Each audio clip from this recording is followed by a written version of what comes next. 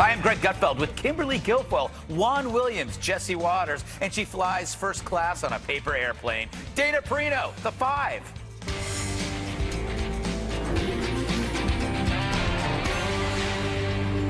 Yesterday, Nancy Pelosi, a true champion of women, defended John Conyers over claims of sexual harassment. She was awful. John Conyers is an icon in our country. He has done a great deal to protect women, Violence Against Women Act, which the right wing is now quoting me as praising him for his work on that, and he did great work on that. Ah, yes, the icon clause, in which public service excuses private behavior. I call it the pig pass. The more progressive you are, the more disgusting you can be. Champion publicly, harass privately. Or if you're Ted Kennedy, Harvey Weinstein, or Bill Clinton, not so privately. Apparently, Conyers would show up to a meeting in his underwear. Strange, but maybe it was casual Friday. But while Nancy wants due process for Conyers, she's not behind it for private citizens. She supported Title IX, which allows schools, not the law, to handle rape cases. Odd, we'd never expect a college to settle a murder rap. It makes no sense. Anyway, it's not like defending bad behavior is new for Nancy. Why the silence when there have been these allegations, serious ones, about President Clinton? Well, I'd like to say that I think that the women of America are speaking out about what they think about this whole situation.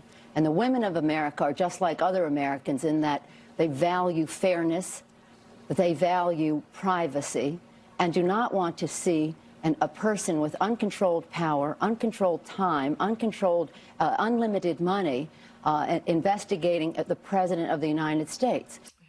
I'll say this, at least she's consistent in her hypocrisy. For whom she defends is always based on politics.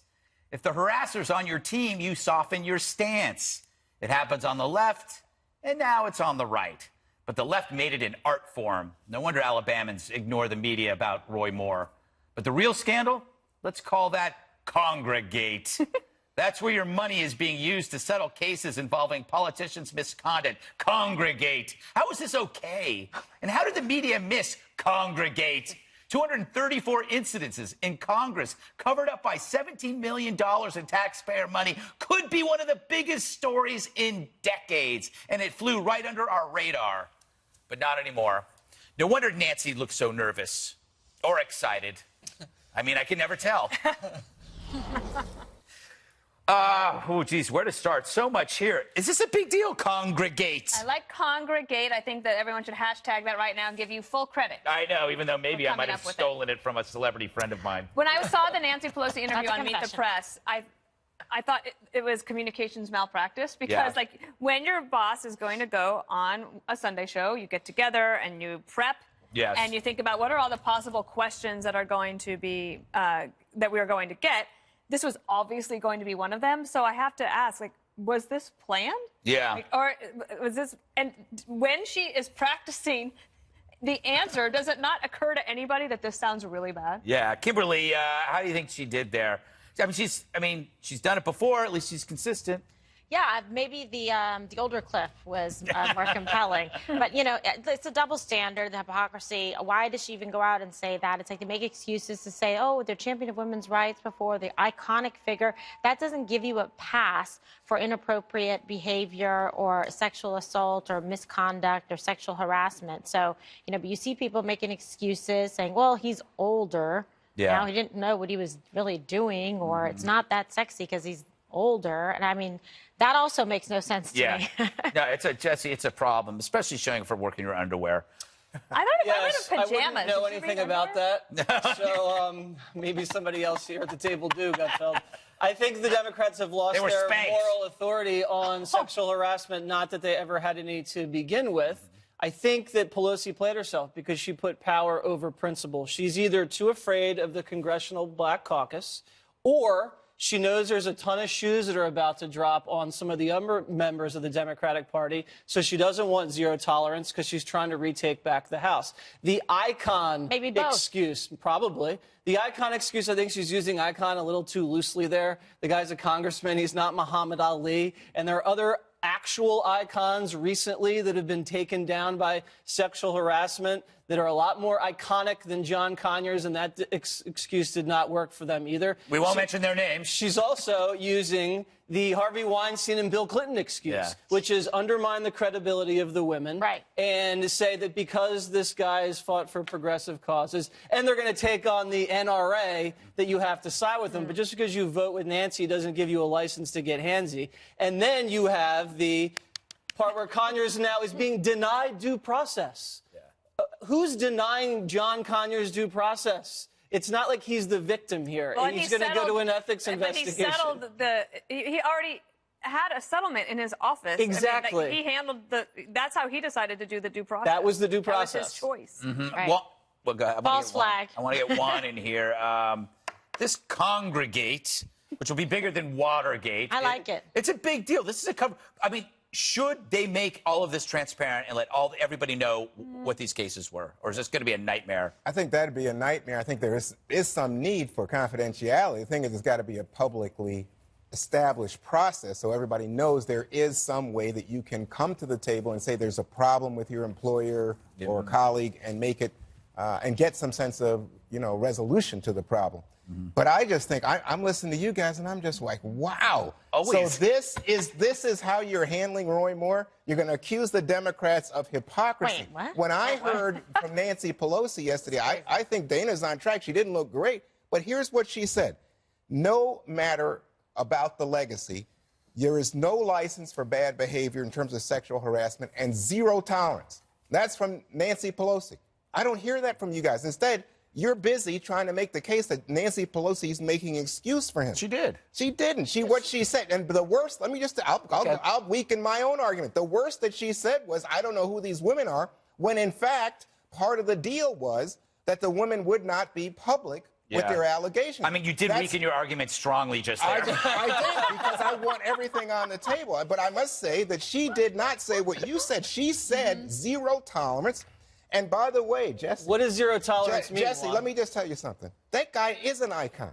John Conyers, not only in terms of what he did as a member of Congress on the Title IX, other issues that she was talking about, but establishing the Congressional Black Caucus... I'm not putting John Conyers down. I am saying if you go out in the street and ask anybody who John Conyers is, no one knows who he is. That is not iconic. I'm sorry. Maybe it's your age, but John Conyers is pretty well known in Washington and in Michigan. Well, I don't think there's any question. Just because people know him in Washington doesn't know the rest of the country knows Well, I agree. But I don't still... Still no excuse. Yeah, more people wouldn't know who Nancy Pelosi is if you asked them. Here's a picture. Who's this? I consider myself an icon. Right. Well, you are. You're my icon. I am. As you are my icon as well. Can we roll this? So Al Franken spoke today against this wonderful black background, which weird lighting. It was like he was floating in space. Yes, just his head. Yes. Let's look. Anyway, let's take a look. If you had, asked me 2 weeks ago, would any woman come forward with an allegation like this, I would have said no. And so I cannot speculate. This has been a shock, and it's been extremely humbling. I am embarrassed. I feel ashamed. What I'm going to do is I'm going to start my job. I'm going to go back to work. As much as I want to make fun of him and stuff, I have to say I saw somebody that is that is overwhelmed by circumstance. When he said, if you had asked me 2 weeks that this would happen, I never would have seen this coming, which means he saw this blanket of offensive behavior of grabbing people as part of a shtick, and that he's like completely overwhelmed. I honestly do kind of sense contrition. Is that how you say it? Contrition. Contrite. You say contrite. But you Congregate. Can say congregate. I'm good with some things, bad with others. We'll be right back. So I talked to a couple staffers that were watching it, and they said they were young women, and they said they found it to be totally insincere. Now, I think that for him, he probably was mustering up as much sincerity as he could because he never thought this was a problem. Right. So like 2 weeks ago, he never would have thought that he would have been in the same category as Harvey Weinstein. Right. Or Roy Moore, or whoever else it might be. But it's different for me, especially watching him, is he says, I'm sorry, I'm embarrassed and I'm ashamed, and I'm going back to work. The difference with the private sector is that if you say, I'm sorry, I'm ashamed, and they're like, okay, you're still fired. Yeah. And you go. That's what the difference is now. The Democrats have set something up where if you're Conyers and you say, I deny it, they believe you. Or if you're this guy in Minnesota, you say, I apologize, then you're forgiven. So the Democrats can have it either way, both ways, and they're still absolved. Jesse, this is news to me. I believe that Conyers is now subject to an ethics investigation. Ooh, oh no. Wait, I bet Conyers is shaking in his shoes. I'm just saying. He's not wearing shoes. He denied the allegation. There's an investigation. This is like you guys are trying to set Democrats up as strawmen who, whenever it's a Democrat, they excuse sexual harassment. I'm just holding you guys to the same standards that you guys set. Let me just tell you something. You said zero tolerance. You said you believe every single woman that comes forward. And now they've settled multiple harassment lawsuits. There's photographic evidence. And now all of a sudden, ooh, ethics investigation. It's toothless. Jesse, stop. Hold on. But, Jesse, if you look at Harvey Weinstein, Kevin Spacey, Bill Cosby, I can go on. I don't see Democrats defending these folks. I see Democrats saying there's a problem here. And yet when you come to Roy Moore... And all those guys lost their jobs and lost their careers, but their colleagues haven't. Okay, let me draw a distinction here with Kimberly. The difference, I see it differently than Juan, between the Republicans and the Democrats. Roy Moore is actually running against Mitch McConnell, and Franken and Conyers are actually backed by their party. So it's the Republicans who are actually being noble about this, right? The they want Moore to step aside. Oh, yeah. But the Democrats... Is that what President Trump said? No, but McConnell, we just saw John Thune. How about the governor? The governor's back. There's no lockstep in the Republican Party. As you can tell here, there's lockstep in boxers. But not with younger women in the Democratic Party. They don't like it. They're mad at Nancy. Go ahead. You're calling me again. Yes. No, I agree with you, and that's why to me it's perplexing, because the biggest sin was the first problem with Bill Clinton, where you saw Democrats, and they're still not even really that willing to call him out on his behavior, despite those women being brave, coming forward, telling their stories repeatedly, making fresh complaints at the time, physical evidence, et cetera, of injury, like with Juanita Broderick. And now you see the Democrat, oh, wait a second. Conyers is iconic, so therefore get your Fruit of the Loom on, sit in your underwear, it's all good. Geraldo tried this with me the other night. He said, what's that? Underwear in front of you? Oh, my goodness. That's what I meant. I meant on the air, on Hannity. And he said, well, Conyers, come on, he's older guy. It's not that sexy sitting there in his under. I said, but that's not the standard if he's David Beckham or not. That is not the point. It's not that is not the point. Do you know what I mean? Right? He's like, well, if it's an old guy, I don't think it was meant to be that way. And I was like, yeah, no, I don't think so. Old guy excuse. The only, if you use that excuse, it has to do with the mental faculties, saying like he's not aware that his robe is open. Well, that was something the New York Times just reported, and they said that he'd actually showed up in his robe on a number of occasions at public events. So maybe, maybe it's something that isn't, maybe it's more sad than it is. Well, he's 88. Yeah. It could be. But this has been going on for he's years. He's been in Congress for 50 years. He's the longest serving member right now. So he's an but older person. Some of these go back a ways and he settles them. Sure. Just about this issue on the NDAs and whether they should all be revealed and we should have total transparency. Sometimes NDAs are there to protect the victim. And I don't think that we should be out calling for all of them to be made public writ large and just say, we'll rip the Band-Aid off because it's taxpayer dollars and we want to know. I think victims deserve a say on whether they want to be revealed. About that is, and it's legally contracted for. I mean, honestly, to honor the law and the contract, and it protects both sides. But do you think that NDAs prolong the problem by silencing it? Maybe there might have been things that would have come out earlier, and a lot of we know that. That is actually true. Right. But that doesn't mean that there couldn't be a victim who would say, I don't want my name out there. Maybe they don't want that. They signed something. But I think more than anybody, they don't want it out there. Wants it's not fun or comfortable to come forward or make a complaint.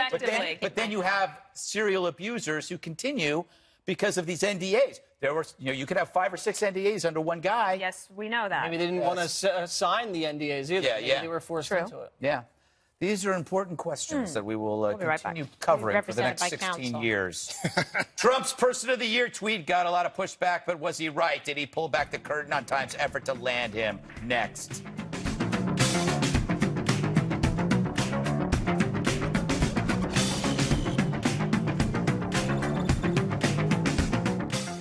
A Clinton email, bombshell. Had the information been released, there would have been harm to national security. As a federal watchdog, he knew everything about the classified documents. Now, Monday, Charles McCullough speaks out for the first time inside the real risks of her private server and the personal threats if Hillary was held accountable. But we would be the first two to be fired with her administration. Now, hear it all. What should the American public know about those 22 top secret Clinton emails? The exclusive interview you can't afford to miss. Only on Tucker Carlson Tonight.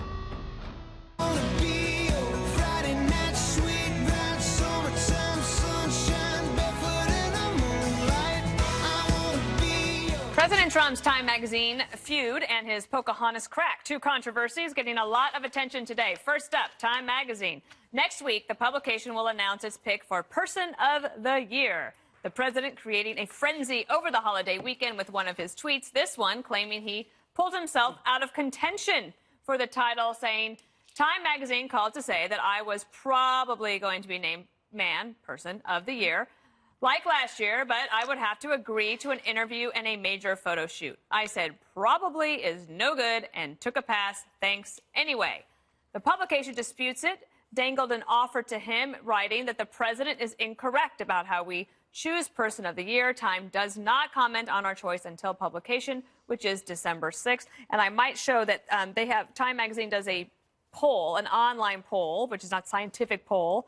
And they asked people who should be Time Person of the Year. Right now, at 4 o'clock today, Mohammed bin Salman, the Crown Prince of Saudi Arabia, soon to be the king there, at 16%. And then you see all sorts of other people. The Dreamers, Colin Kaepernick. I was going to say, did you see Kaepernick? Kaepernick is like number 5. And guess where Donald Trump is in that poll? Oh, no, it's like way down. I know. I got it. Okay, we know that's a garbage poll if you have Mohammed bin Salman on there. I know, it has to be garbage. bots. No, America doesn't even know who he is. Right. Do you think it's like bots? What? Yeah. Maybe like Saudi bots. Saudi bots. Voting for him over and over again. So you were in the magazine business. How does this work? Time is lying. They wanted Trump. They contacted him. They wanted a fresh suit, a fresh photo shoot. He said, "Okay, am I going to be man of the year?" They said, "Probably."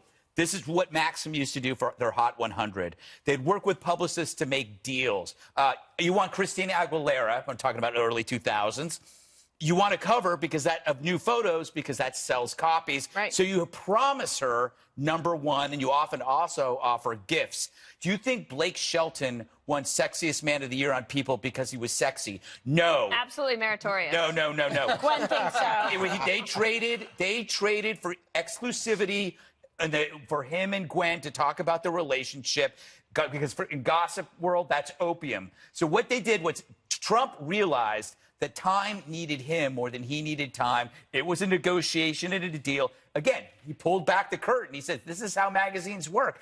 They were negotiating for a fresh photo shoot because they know he sells copies. And he said, I don't really need you. And then everybody gets upset about this. And they're upset about it because they can't believe that a guy can operate with such lack of humility, the kind of insecurities that they have. They just sit there and they go like, how could he do this? Because he can. Let me but ask he you has something. always Who liked do you Time trust? magazine. You trust Trump and not the editors of Time magazine, Yes, who have flatly said this is not true. That's Why not would he flat make enough. that I worked in 15 years in magazines. I know how you do cover deals. Right, and I know, as a journalist, that Donald Trump has a loose relationship with the facts and the truth. And that he is obsessed with this Time magazine stuff to the point So you're of saying putting fake covers you're saying up this conversation in his never golf, happened? in his golf This club. conversation, I will bet you a steak dinner this conversation Well, happened. you won the last bet, I believe. So I'm you going still to be haven't given feeding me you the for steak. years. Oh, So before we get to the other topic, Kimberly, any thoughts on thank Time you so magazine? much. I believe him. I think it's exactly what happened. I know what like Greg does for people to try and get exclusives or do magazine covers. They ask you for this. Okay, will you give us a sit down? Will you talk about this? Will you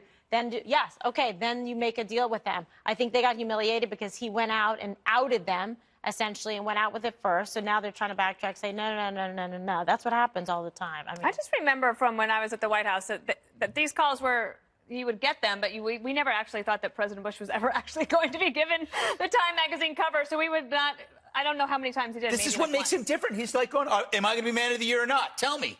I mean, think about that. That's but he's different. right. You just say, okay, yes, or you give it to me or not. All right, Jesse, on Time magazine, what do you think? Sure. I mean, Ari Fleischer, your colleague, when he was press secretary, said in defense of Trump about Time magazine in 2001, Time told us Bush might be Man of the Year. Yeah. They wanted a photo shoot and an interview. I don't remember if we did it. Then they went with Mayor Rudy Giuliani. Yeah, I think they make several calls. Yeah, they call around. But I mean, Trump thinks he should be man of the year every year. So whenever he's not man of the year, he believes he was wrong. Yes. But that's fine. I mean, Obama got the Nobel Peace Prize his first year. He's just being competitive. What was that for again? Trump what was that for obsessed with this. Nobody. I don't even think Time magazine is that hot anymore. But Trump thinks it's the defining. It's an old school publication deal. All right. Well, can we talk about our other subject? Sure. This was happened earlier today. So the president was giving an event with the Navajo Code Talkers. There's 13 of them left living, and these are really great Americans, and they got to come to the Oval Office and having a meeting with the president. So that was the purpose of the event. He also talked about tax reform,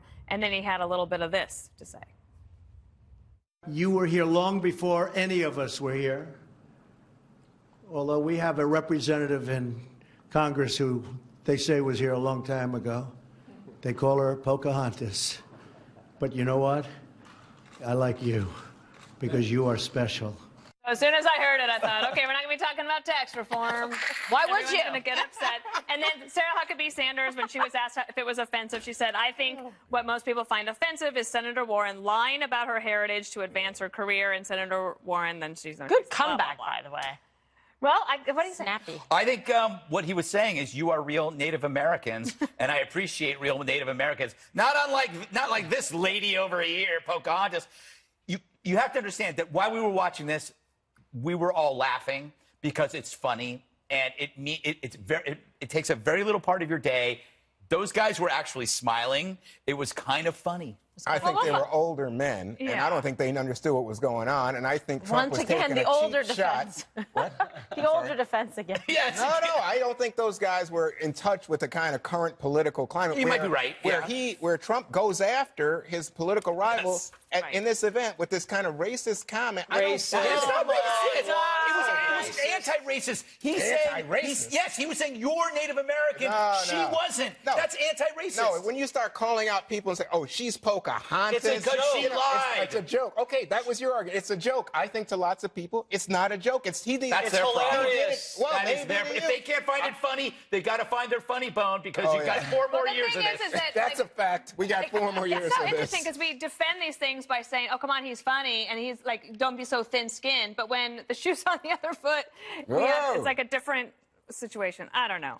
I don't know. I don't know. So I thought also, which was cute, that was getting left behind is like his aggressive hugging, shaking of the guy.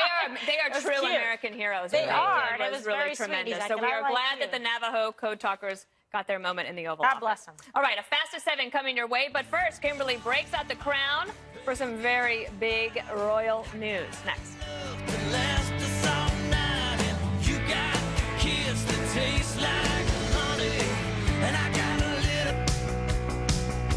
It's a nice day for a white wedding. Oh, it was a nice day for a wedding. Time now for a very special installment of Kimberly's Royal News.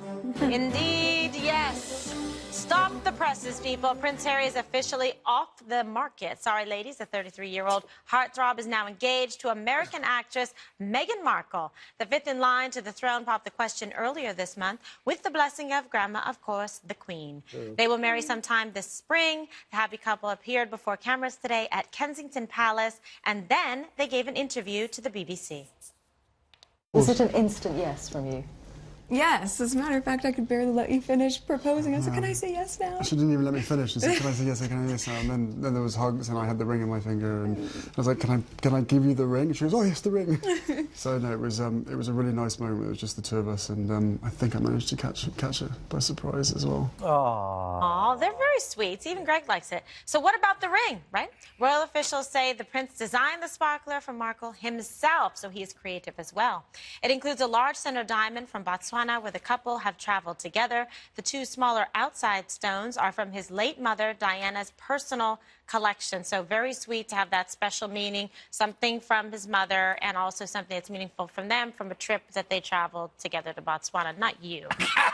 No, Greg, we should not call on you yet. Tina. I think it's very exciting. I think they're obviously in love, and they have been given some, I think they've been given some good treatment by the press so far during their dating. And also, I think it's really neat for America and the UK because we have a very special relationship going back as political allies. But now I think this is just even more fun for both countries.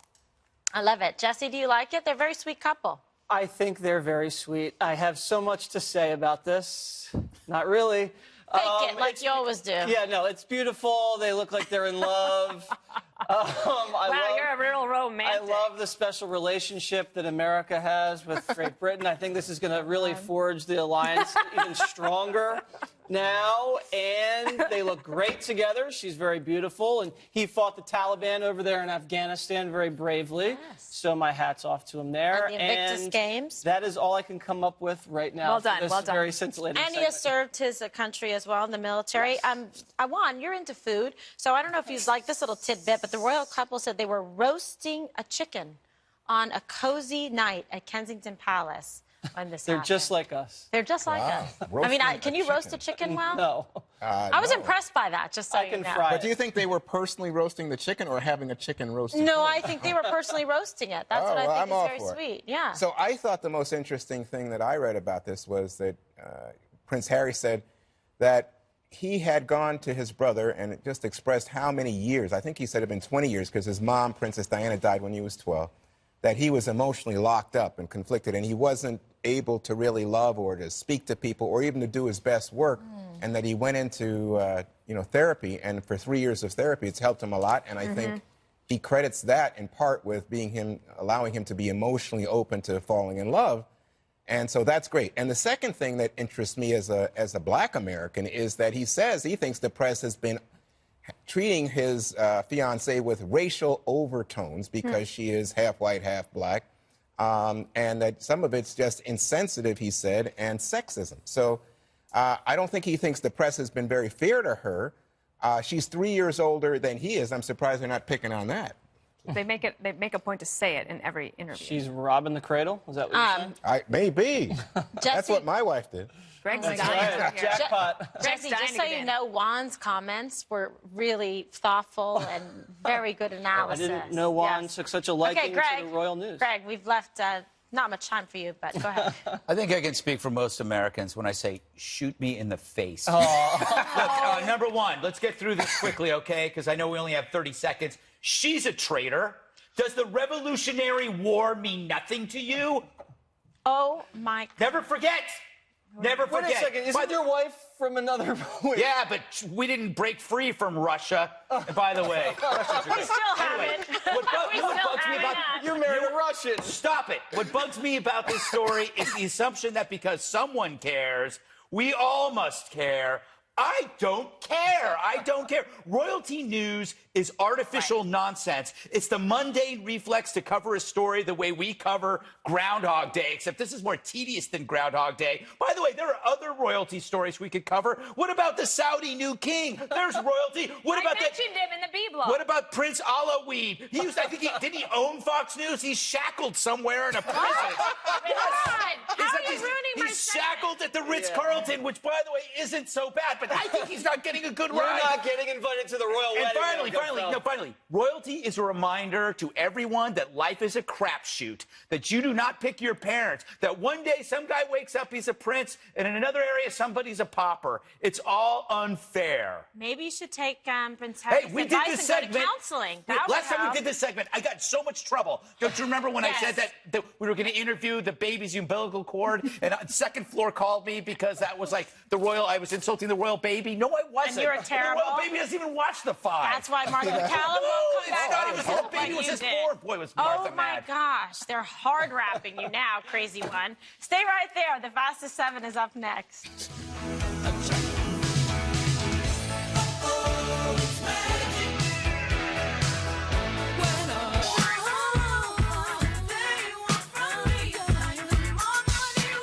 Welcome back. There's some more football controversies, but this time it has nothing to do with the anthem protests. First up, Raiders clobbered the Broncos yesterday, 21-14, after a different kind of fight broke out on the field in the first quarter. We have a fight on the other side. Look at this. After Crabtree, helmet's being thrown. Talib grabbed it off. Referee is down, and look at holding on to his ribs. An old bitter rivalry renewed between Oakland's Michael Crabtree and Denver's Aqib Talib. Both players got ejected from the game. Team members from both sides got involved, and things took a while to settle down. Raiders guard Gabe Jackson also was ejected for making contact with a ref. I knew you knew everything about the backstory to this, Dana. Well, I do remember growing up when Elway was the quarterback that Denver hated the Oakland Raiders.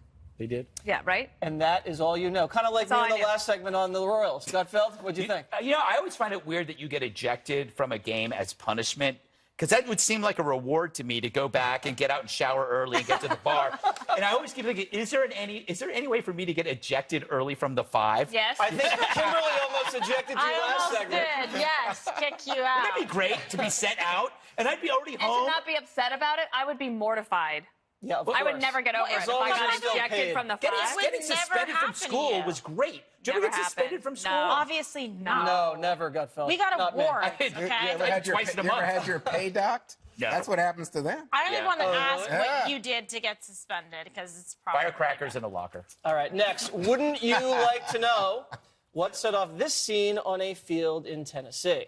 A Maryland high school cheerleader caught on tape grabbing the quarterback by his mask to give him a piece of her mind. Was it a quarrel?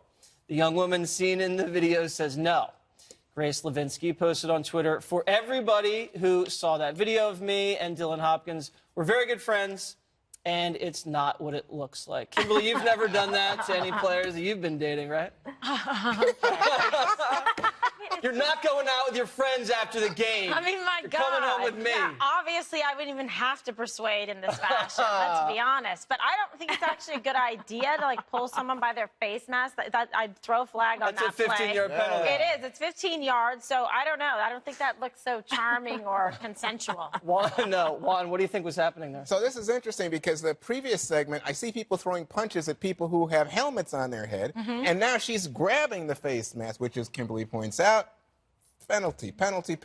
But, so it turns out that they have some relationship. She says they're friends, or maybe they're even boyfriend, girlfriend. That's one way to get your man's attention. I tell you, he's not going to forget that one. No, that was highly embarrassing. Like I don't think they're going to be dating much longer. What do you think? I don't know. I love, you have caption contests. I think that's pretty fun. I wish if she's going to tweet about it, I wish she would tell us more what she told him. Yeah, we want the gossip. It's probably involved another cheerleader. Yeah, definitely. Doesn't it always, Kimberly? Every problem in life involves another cheerleader. Anyway, I want a movie about this, about everything that led to the that moment, reconstructed 3 ways from 3 different directors. It's called Love Actually. Don't ever say that word, those words in front of me. You know that when you say Love Actually, I get very angry. He freaks out. I can't finish my thought now. But 3 different directors talking about the movie, reconstructed. It's over now for me. She said Love Actually. All right, His most hated there movie. literally isn't a thing this White House can do without the liberal media crying foul. Now even bake a pie. True story, next. Don't you know I'm human?